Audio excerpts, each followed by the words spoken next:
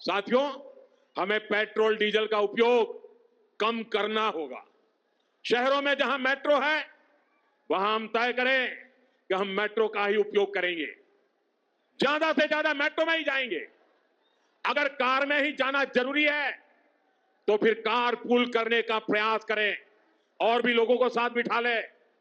अगर हमें कहीं सामान भेजना हो तो कोशिश करनी है कि वह ज्यादा से ज्यादा रेलवे गुड्स के जो ट्रेन होती है रेलवे की सर्विसेज से भेजें, ताकि इलेक्ट्रिक रेलवे होने के कारण पेट्रोल डीजल की जरूरत नहीं पड़ती है। जिन लोगों के पास इलेक्ट्रिक व्हीकल है वो भी कोशिश करें कि इलेक्ट्रिक व्हीकल का ज्यादा से ज्यादा उपयोग करें। साथियों, हमने कोरोना के समय में वर्क फ्रॉम होम की, ऑनलाइन मीटिंग्स की, वीडियो कॉन्फ्रेंस की, ऐसी अनेक व्यवस्थाएं विकसित की और हमें आदत भी हो गई थी। आज समय की मांग ऐसी है कि उन व्यवस्थाओं को हम फिर से शुरू करें तो वो देश हित में होगा।